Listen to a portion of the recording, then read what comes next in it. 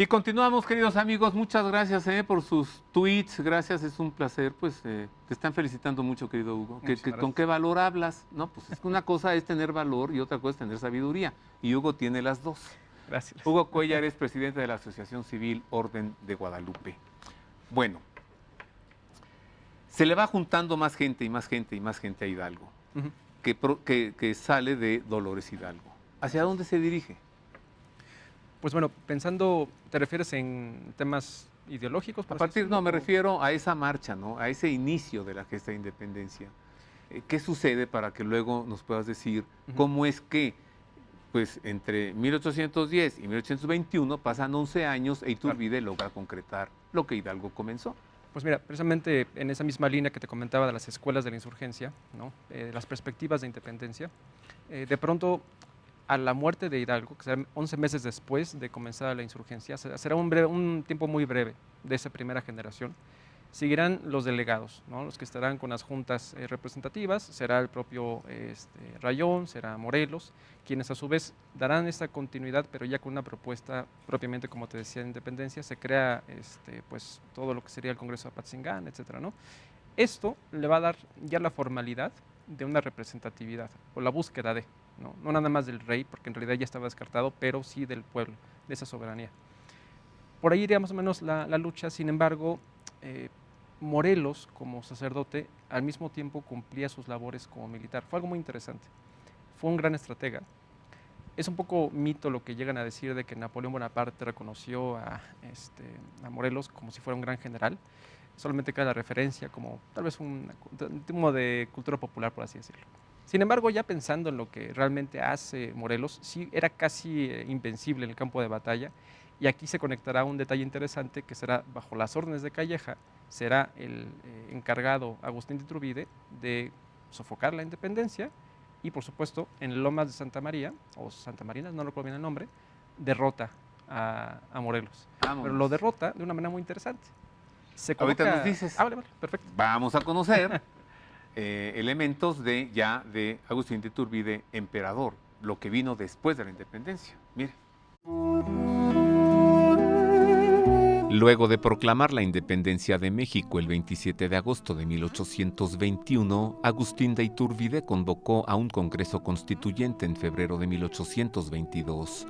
Por el Tratado de Córdoba, el México independiente habría de llamarse Imperio Mexicano y configurarse como una monarquía constitucional en la que perduraría la dinastía borbónica. Pero el mismo Congreso reflejó disensiones al respecto, ya que estaba dividido en una facción republicana y los monárquicos divididos también en borbónicos, partidarios de entregar el trono a un príncipe español, e iturbidistas que querían coronar emperador al mismo Iturbide. Un motín popular encabezado por el sargento Pío Marcha, quien apoyaba el imperio de Iturbide, precipitó las discusiones del Congreso, que el 19 de mayo proclamó emperador a Iturbide con el nombre de Agustín I y declaró hereditaria la sucesión al trono. El imperio apenas duró 10 meses, pues muy pronto hubo de enfrentarse a una conspiración de carácter republicano. Iturbide decidió entonces disolver el Congreso en octubre de 1822 y nombrar una Junta Nacional Instituyente en favor suyo. España, por su parte, desautorizó la actuación del virrey O'Donoghue, se negó a reconocer la independencia y en noviembre las Cortes españolas declararon nulo el Tratado de Córdoba. Al mes siguiente, el gobernador de Veracruz, Antonio López de Santa Anna, proclamó la República con el apoyo de varios generales.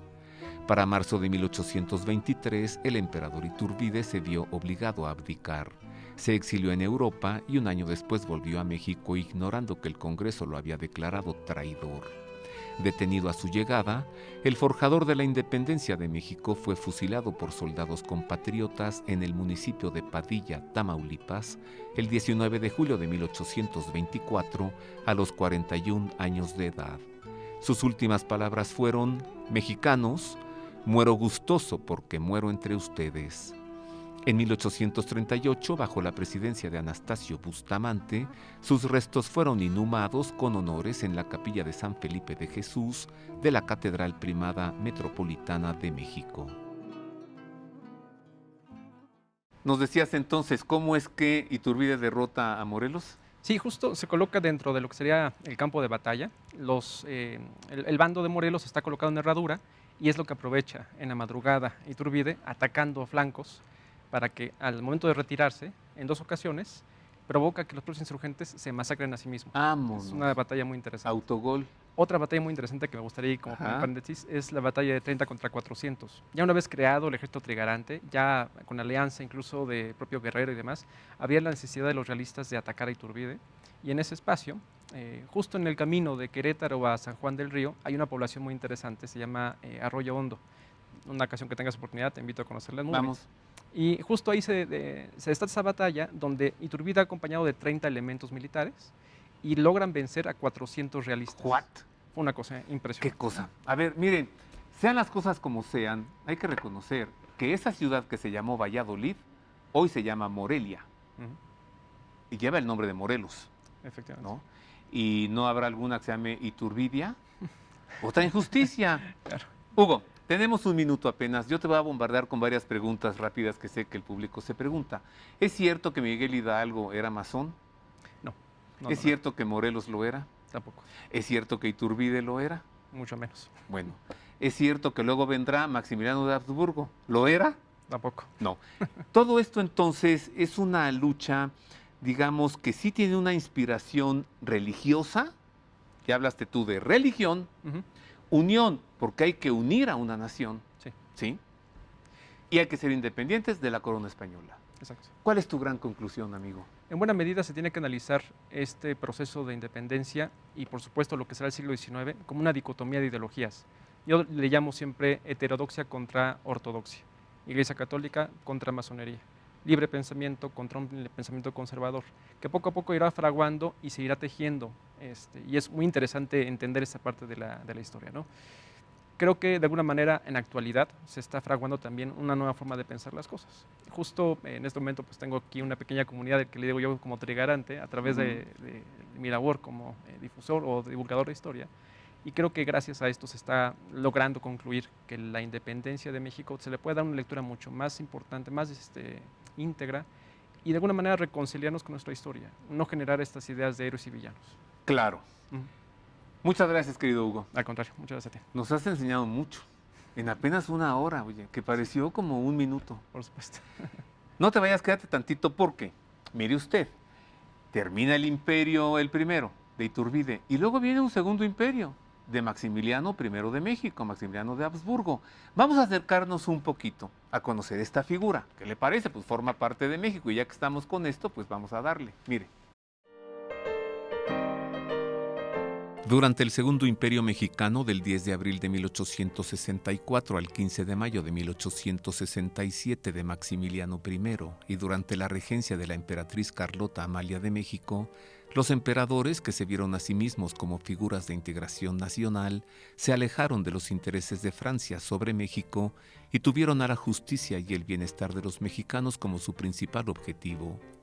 El imperio comenzó por restringir las horas de trabajo y abolir el trabajo de los menores, cancelar todas las deudas de los campesinos superiores a 10,000 pesos, restaurar la propiedad común, prohibir toda forma de castigo corporal, abolir el monopolio de las tiendas de raya e instaurar leyes para proteger y fomentar los derechos humanos. Diversos beneficios para México se lograron durante el Segundo Imperio: el financiamiento del Museo de Historia Natural, Arqueología e Historia, la traducción al náhuatl de los decretos imperiales, la construcción del ferrocarril de Veracruz, la reorganización de la Academia de Artes de San Carlos, la remodelación del Palacio Nacional y del Castillo de Chapultepec y la construcción del Paseo de la Emperatriz, con el que se inició el reordenamiento y embellecimiento de la Ciudad de México con el modelo que se concretaría en el Porfiriato. El 15 de septiembre de 1864, Maximiliano estuvo en Dolores Hidalgo para ser el primer gobernante de México en dar el grito de independencia. La emperatriz Carlota organizó reuniones y fiestas en el castillo de Chapultepec a fin de recabar fondos destinados a obras de caridad y de beneficio social. Las relaciones con la sede apostólica nunca fueron buenas, pues el emperador ratificó algunas leyes reformistas como las de desamortización de fincas de la Iglesia, las de nacionalización de los bienes del clero y las de secularización de instituciones que pertenecieron a la Iglesia. No fue posible una buena relación entre Maximiliano y la Santa Sede, que le exigió que rectificara su postura, a lo que el emperador se negó. Por tal motivo, Maximiliano fue calificado por la curia romana como un peligroso liberal. Los compromisos económicos de Francia provocaron que retirara su apoyo militar en 1867, dejando a Maximiliano sin protección alguna, en tanto que los liberales lograron la derrota del imperio con el apoyo político y militar de los Estados Unidos. El segundo imperio mexicano. Yo te pedí que te quedaras para comprometerte a que regreses, a que nos hables ahora de Maximiliano de Habsburgo. Con todo gusto. Y a que nos expliques por qué Benito Juárez lo fusiló, Ujú. pero no a Maximiliano, a uno de los niños héroes. Claro. ¿Quién? A Miramón. A Miramón, lo Sí, sí, fusiló. A uno de los niños héroes. De eso hablaremos. ¿Trato hecho? Claro que sí, con todo gusto. Vienes y nos hablas de Maximiliano de Con todo gusto, Habsburgo, muchas ¿sí? gracias. Sí, sí. Y por qué no le regresó Maximiliano a la iglesia los bienes que Juárez le confiscó. La gran pregunta que nos hacemos muchos, ¿no? Por supuesto. Nuevamente, gracias, querido amigo. Al contrario, muchas gracias. Bueno, y gracias a usted por haber estado con nosotros. Es un privilegio servirle a través de la televisión. Hoy hemos querido hacer esta revisión rápida de la independencia de México y establecer el inicio y la concreción. Y dejar muy en claro que México es el único país del mundo que fusiló a su libertador. Y esta cosa nos debe hoy cambiar de actitud, pensar diferente, ser más congruentes, ser más honestos, ser más mexicanos. Gracias por haber estado con nosotros en el Don de la Fe. Feliz semana. Dios le guarde.